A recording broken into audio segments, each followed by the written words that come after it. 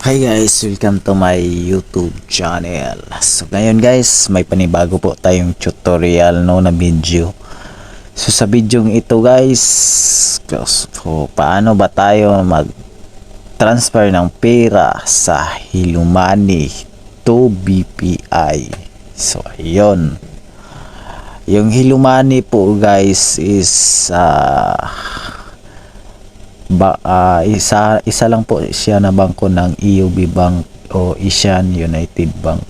So pero Hilumani po tayo magkuhan. So paano ba tayo mag-transfer ng pera sa Hilumani to BPI? Ayun no. So una lang natin gagawin guys, punta tayo sa ating Hilumani account.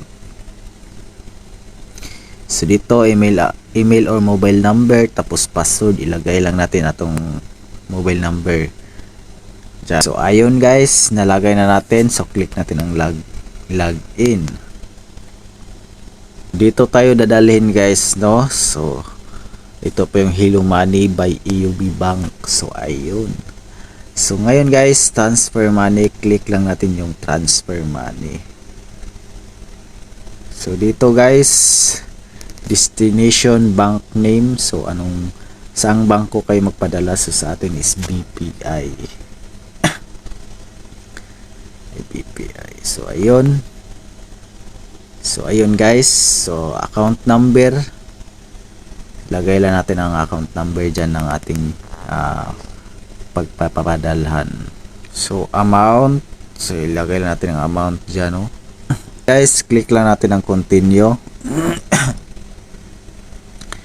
So i-double check lang natin guys ang details no.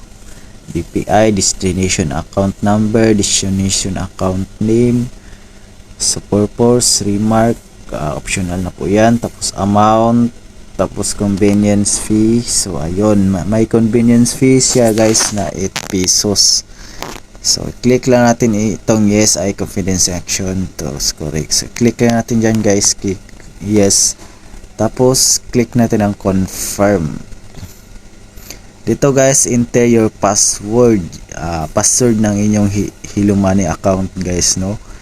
Ilagay lang ninyo dyan. Tapos guys, lagay lang nyo yung password dyan ng inyong Hilumani application no. Tapos click natin ang submit.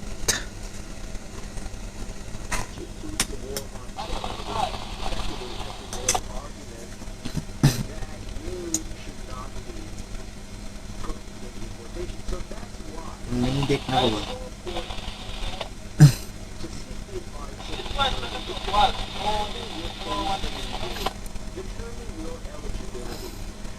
Kansa ba mo ko ano?